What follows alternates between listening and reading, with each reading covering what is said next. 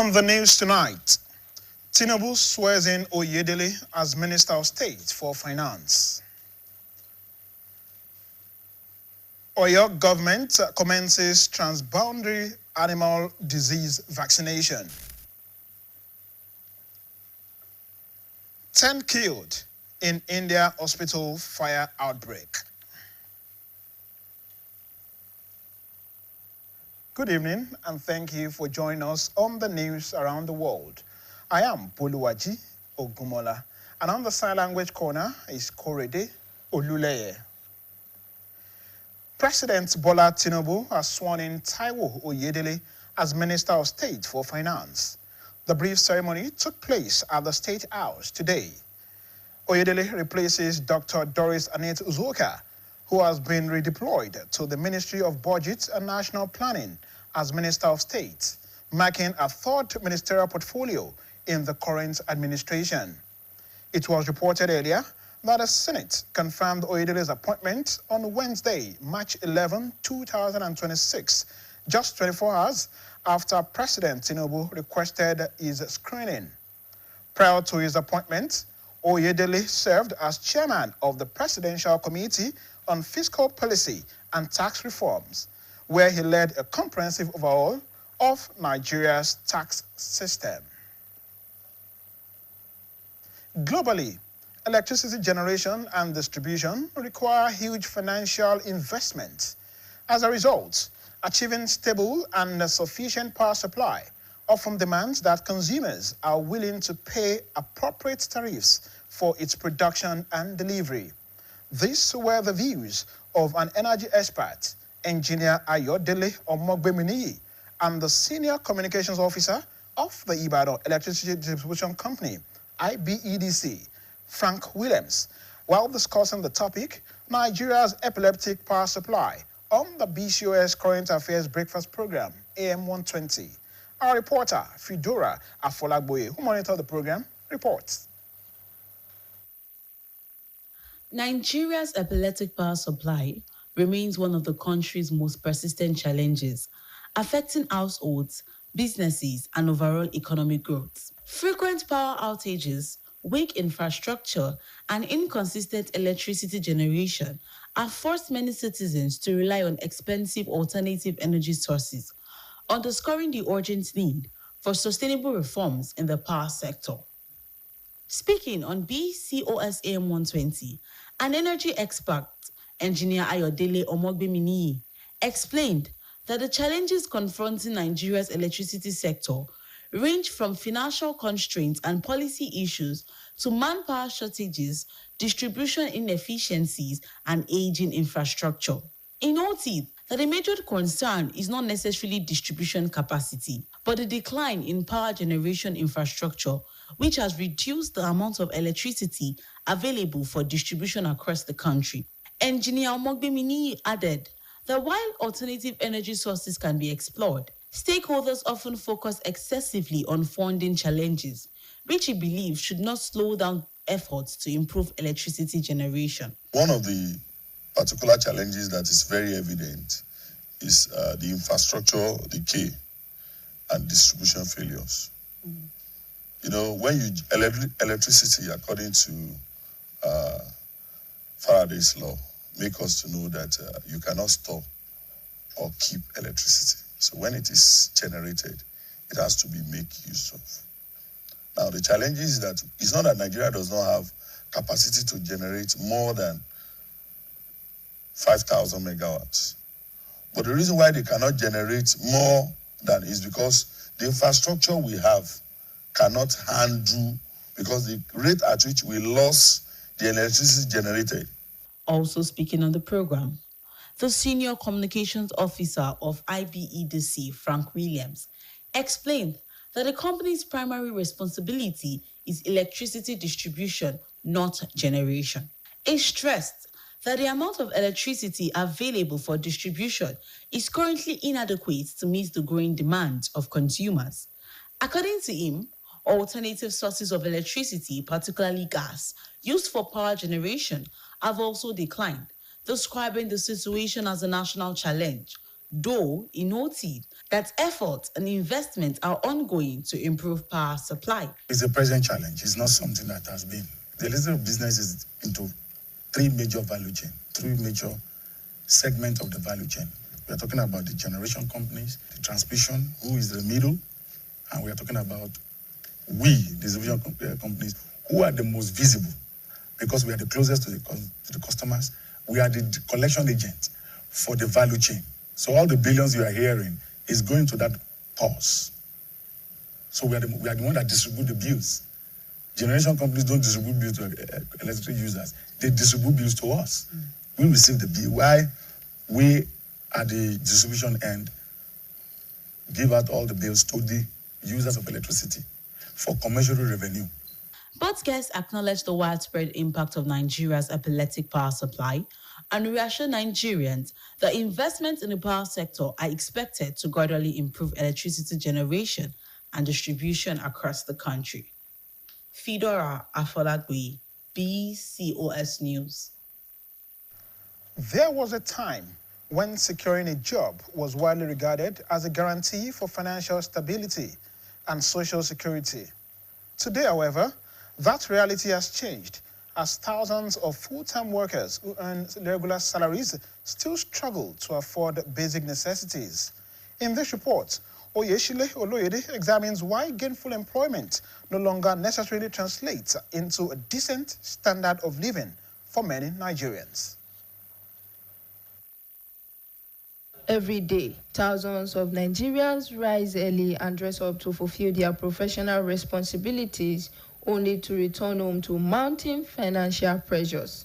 To cope with these pressures, some salary earners operate side businesses or take on additional engagements. However, the combined effect of rising living costs, loan repayment, and existing debt often neutralize this effort. In an interview with BCOS News, a self-employed businesswoman, Mrs. Saudat Bakari, explained that while she remains employed full-time, a significant portion of her income goes towards servicing debt, leaving little for savings or unexpected emergencies. Ó ti ń tó bí 20 ọdún tí mo ti ń ṣiṣẹ́ yìí.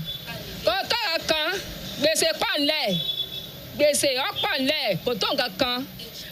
Máléjì ni o, Ọlọ́run ni o, Ọlọ́run ní bọ̀ wá o, Ọlọ́run ni o, gbèsè pàǹlẹ̀ o, kò tó nǹkan kan.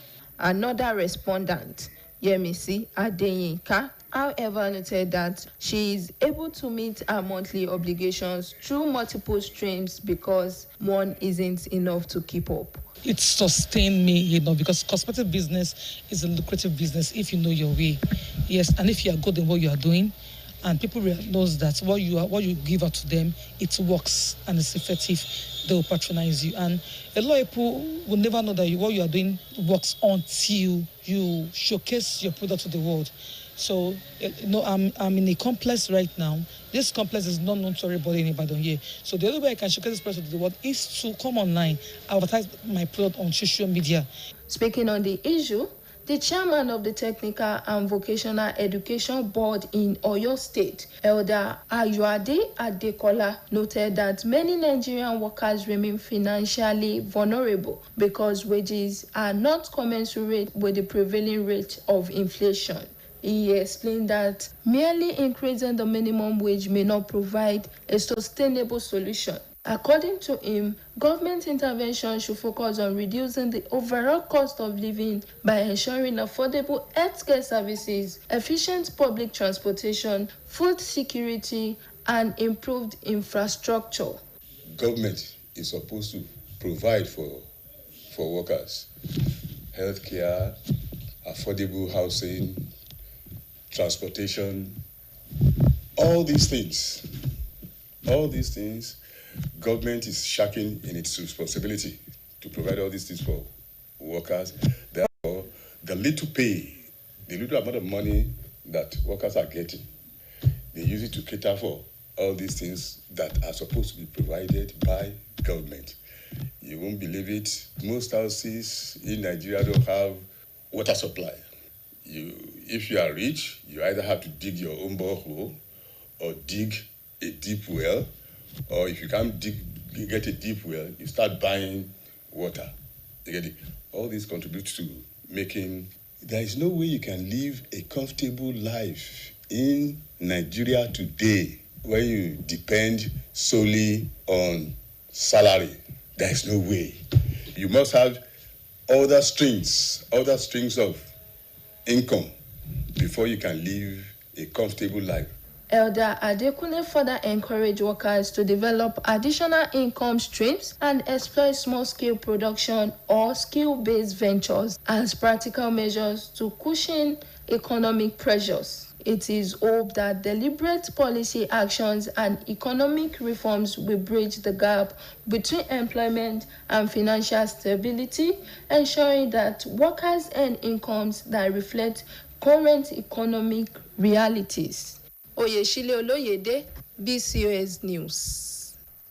The Oyo State Livestock Productivity and Resilience Support Project, LPRES, a World Bank initiative, has commenced a transboundary animal disease vaccination in Irua and Ibarapa axis of Oyo State through its Agribusiness Development Agency. Our reporter, Olamide Owolabi, who attended the flagship ceremony at Odoeron area in Irua, has the details. Livestock remains a substantial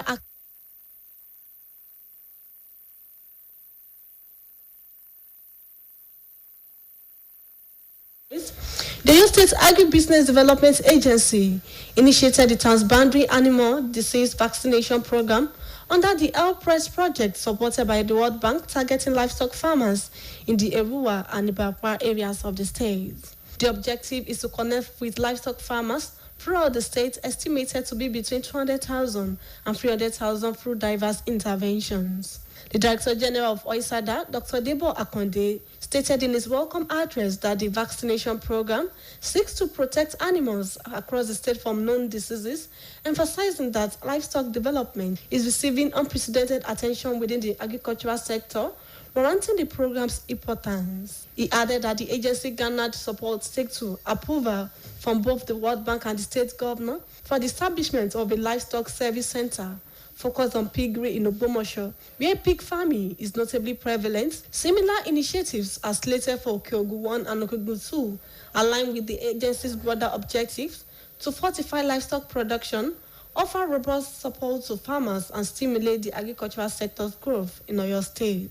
We all know about the LPRES project of the World Bank that is being hosted by the Oyo State Agribusiness Development Agency, that I happens to be the DG of. What this is meant for is to revamp the issue of livestock agribusiness in the whole of Oyo State to a sector whereby both the local producer, the cooperative, the large, the medium, the smallholder farmers are major beneficiaries. If we eat animals with that kind of disease, it could have impact on our own lives as well. A man's health is as good as what he consumes. So what Oyo State government is doing today through this vaccination program is to ensure that across the board, the whole of Oyo State and across the whole of Nigeria as well as it pertains to other states, we ensure that all our animals are vaccinated. In his remarks, the Oyo State Commissioner for Agriculture and Rural Development, Barrister Tsukomi Olaleye, who was represented by Dr. Semiu Akibu, noted that the livestock sector remains a critical component of the agricultural economy, providing food, income, employment opportunities, and contributing significantly to the nutritional security and livelihoods of many households in Oyo State. These diseases not only cause high mortalities in animals, but also lead to substantial economic losses for livestock farmers, traders, processors, and the entire value chain. It is therefore imperative that we take proactive and coordinated measures to prevent, control, and where possible, eradicate these diseases. Also speaking at the event, the Chairman House Committee on Agriculture, Honorable Peter Agbadegeshin, encouraged livestock farmers to actively participate in the program and take advantage of the opportunities provided by the government by embracing these initiatives and adopting improved practices to increase productivity and contribute more meaningfully to the agricultural development of Oyo State. This is more reason why this program is being introduced, so that they will have enough advantage so that their products will be increased. And it will be healthy and hygienic. One of the beneficiaries appreciated the state governor for extending support to livestock farmers in the area through the Oyo State Agribusiness Development Agency. Inú wa dùn lọ́pọ̀lọpọ̀ pẹ̀lú pé wọ́n rántí àwa náà pé àwa náà wà nínú ìjọba. Inú wa dùn púpọ̀ lọ́pọ̀lọpọ̀. The most notable moment of the event was the symbolic vaccination of a cow. Olamide Owolabi, BCOS News. We shall now take a short commercial break. Please stay tuned. Buy any participating Coca-Cola glass or PET bottle and stand a chance to win your share of 600 million naira in cash and seriously tasty prizes. There's 2 new millionaires every single day, plus over 50 million naira in weekly prizes. It's easy. Scan the QR code. Find your unique code under the cap or tab and check to see if you've won. Coca-Cola, a recipe for wonder. All right, everyone, no put your ears. Make we talk. Time don't reach to rearrange his house to give us small wisdom. Shots might be fresh now, but you know, I beg no be so. Before I go talk, say our smell no reach. Make not think I'm twice so. Ever heard of Colgate, the #1 oral care brand in the world? Colgate Maximum Cavity Protection unlocks 24 hours cavity defense. The formula boost with calcium for lifelong smiles. Mom, it's a time to brush.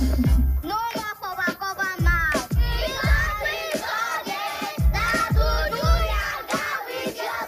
Colgate for 24 hours maximum cavity protection. Win your share of 3 billion naira with Nivea. 1,000 naira airtime guaranteed with every entry. Become one of 10 millionaires weekly or win a chance to see Real Madrid live. 3 SUVs to be won. Buy any Nivea 400ml promo product, scratch and dial to enter. Breaking news. The home is under attack, but not for long, because Hypo is here. Dirty floors and surfaces. Not on our watch. Dirty and stains no do shakara. We got the remedy, original palasa. Hypo, go hypo. Germs always find a way back. No greed. Protect every day with Hypo. The holy month of Ramadan is here again. A month to submit to the will of Allah. A month to share. A month to care. And most importantly, a month of goodness. Start well and end well with the goodness of peak milk at Sahar and Iftar, and share the nourishing goodness of peak milk with everyone around you.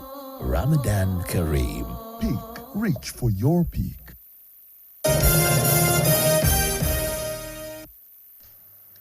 Online loan applications in Nigeria were introduced to provide quick financial support to people in urgent need of money.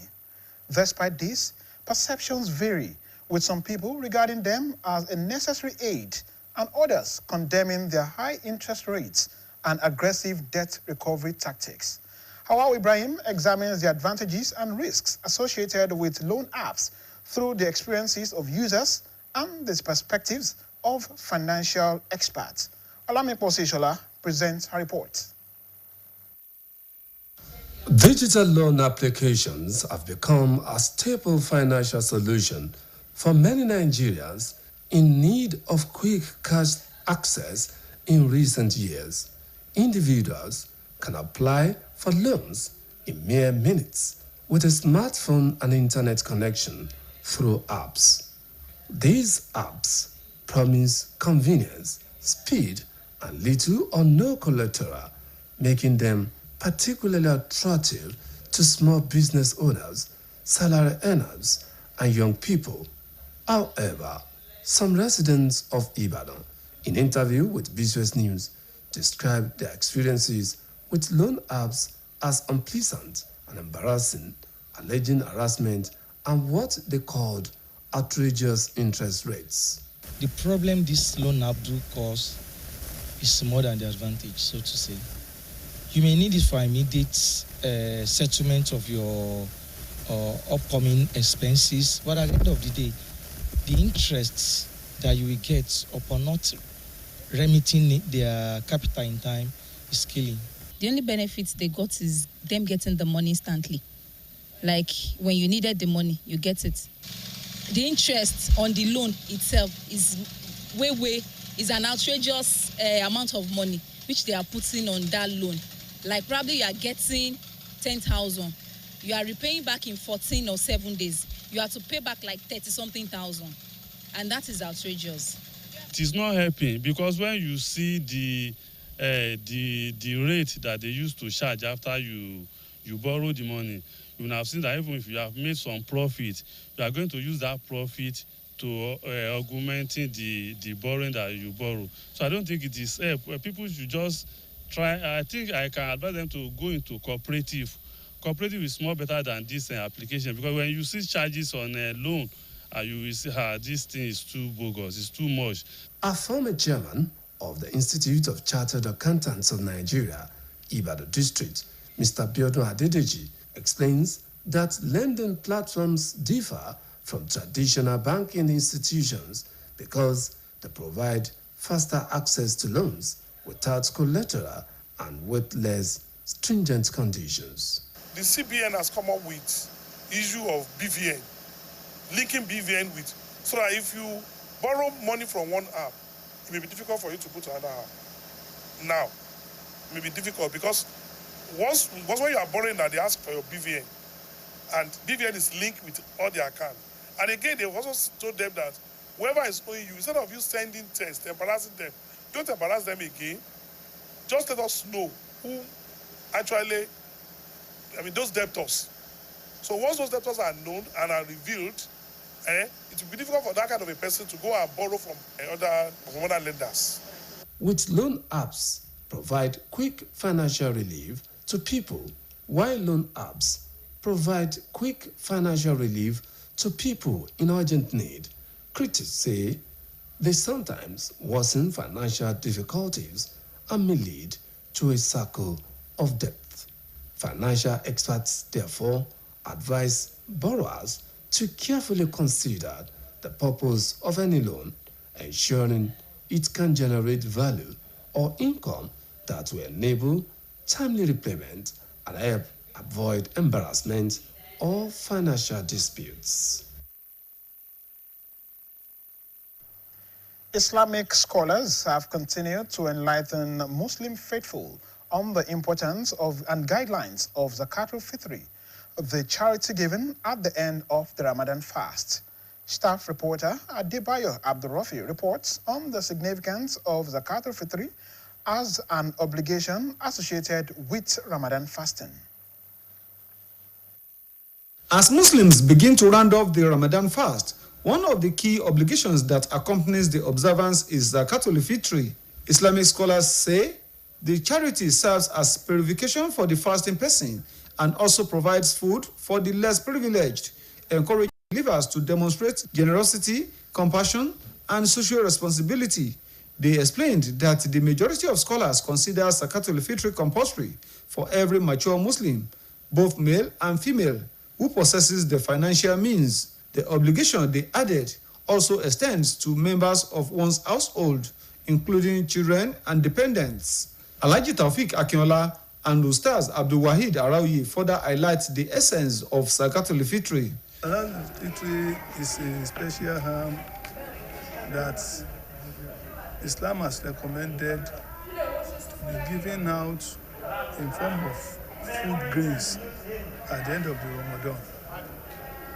Its purpose is to ensure that every Muslim are able to be in a good mood during the celebration of Eid al-Fitr, and has been given a kind of specific portion to be given. It is obligatory on all Muslims. As long as you recognize yourself as Muslim, it is obligatory. And secondly, the essence is to purify our fasting, to make it acceptable to Allah subhanahu wa ta'ala. And secondly, is to make food available for those who are unable to afford to. So if someone is not able to afford to give us Zakatul Fitri, if he can only give for himself and not his family, then Allah does not actually place a burden beyond what we can be on us. So as long as we can afford it, it's advisable. According to the scholars, the prescribed measure of Zakatul Fitri is 4 mudus of staple food per person, which may include items such as rice, beans or gari. In practical terms, this is often measured as the equivalent of about 12 milk tins of staple food for each person. The food can either be given to one needy person or shared among several beneficiaries. You can use the grain that is commonly consumed within our environment, just like rice, just like beans, just like corn and some other things. But people have come to say that we must be able to give something that will be meaningful, that we can easily comfortable to be eating, to be putting on the table on the day of Eid. If we want to use the tin milk to measure it, the tin of milk, that we can use between 12 to 16 tin milk. So advisable, we should go for the upper limit, which is 16. So that means if I'm about 6 people in my household, that means the obligation is to, if I want to use rice, so I'll use 16 cups for me and for every one of us. So once I buy the whole thing, I will just measure it out and then we'll give out to those who are in need. If I don't know anybody who is in need, that's why we have masjid around. We can always take it. Most of them, they actually collect those food and they actually distribute it to those who are in need. Meanwhile, the scholars also shared different perspectives on the appropriate time for giving Zakat al-Fitr, while Alhaji Akinola explained that it can be distributed a day or two before the Eid celebration to allow enough time for distribution. Ustaz Aroye maintained that the best time is between the last day of Ramadan and the morning of Eid. Although the preferred form of payment is food items, some scholars note that in certain circumstances the monetary equivalent may be given, particularly when it is more practical for reaching those in need. As some said, Zakat al-Fitr should only be about food items. Adebayo Abdurrafi, BCOS News. The Oyo State Police Command has foiled a highway robbery operation along the Ogbomoso-Ilorin Expressway, arresting one suspect and recovering a tanker loaded with diesel. The incident occurred at Egbeda village via Ogbomoso when a joint patrol team of police operatives and local vigilantes encountered armed robbers who had blocked the highway, stopped a tanker, and dispossessed the driver and his motorboys of their belongings. A gun duel followed as the robbers attempted to flee the scene. During the exchange of gunfire, one of the suspects, 32-year-old Dero Yahaya, was arrested, while other members of the gang escaped into the bush with suspected bullet wounds. Security operatives thereafter launched a bush-combing operation and intensified a manhunt to track down the fleeing suspects. The Commissioner of Police in the state, Femi Haruna, however, commended the bravery and swift response of the police operatives and local vigilantes involved in the operation, and further urged members of the public to remain vigilant and report suspicious activities to security agencies to enhance safety on major highways in the state. Similarly, the Oyo State Police Command has arrested a suspect in connection with a fatal altercation that occurred in the Asalu community of Lalupon in Ibadan. According to the police, community authorities reported the incident to the Yanofa Divisional Headquarters after local security guards alerted them to a confrontation involving a group of youths in the area. The injured victims were rushed to a hospital at Yanofa for treatment. However, one of them eventually died from his injuries. Police operatives led by the divisional police officer at Yanofa responded promptly to the report and visited both the scene of the incident and the hospital for documentation. One suspect, Giwa Sadiq, has been arrested in connection with the case, while the police says efforts are ongoing to arrest other suspects who fled the scene.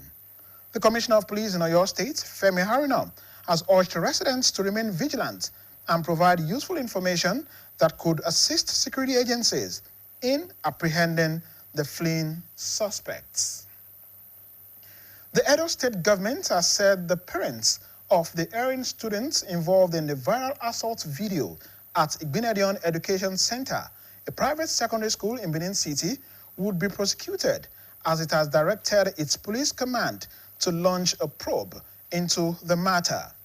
This was revealed on Monday by the state's Commissioner for Information, Kasim Ifegbua, when he appeared as a guest on a television program. Ifegbua described the case as disturbing, saying the governor, Monday, Okpebolo-led administration, has set up a committee to get to the roots of the incident. He commended the viral video. He condemned the viral video, assuring that the law would be meted out on those responsible for it.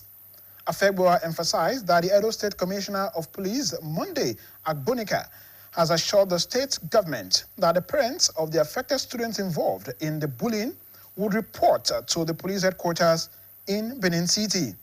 He said the CP is keen on prosecuting the culprits upon the conclusion of the investigation to avoid a repeat of such an incident.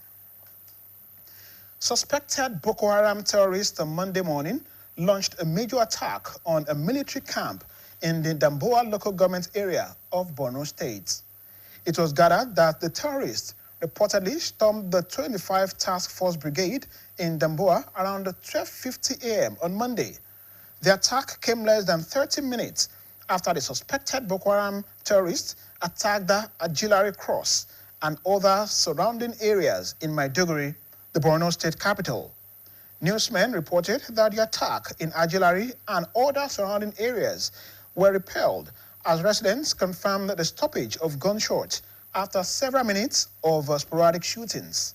The spokesperson for the Borno State Police Command, ASP Nahum Dasso, who confirmed the attack to journalists, said combined security operatives foiled the terrorist attempt to infiltrate the community.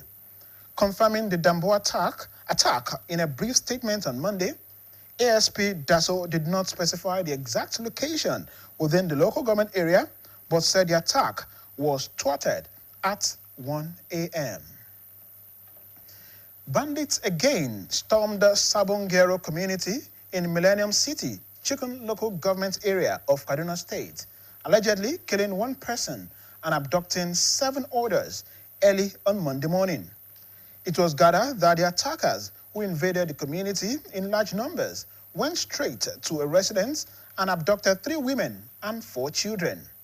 The bandits also attacked a phone charging center in the area where they shot and killed a young man identified as Abdullahi Lawal, popularly known as Kurma.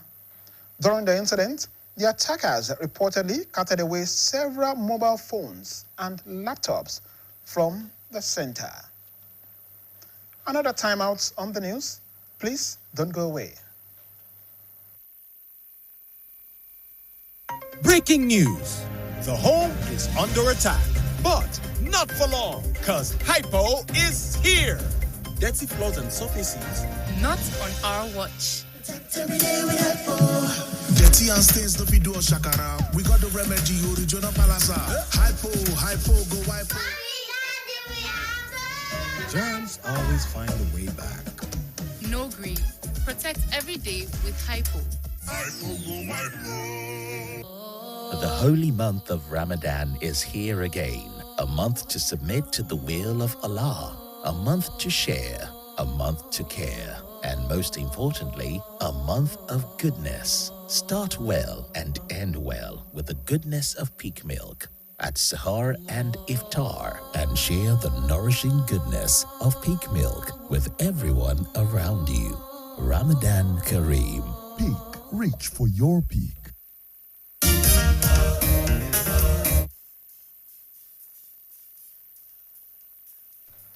The Nigerian Railway Corporation, NRC, has confirmed that several passengers were injured following a train incident near Asham train station on the Abuja-Kaduna line on Monday morning.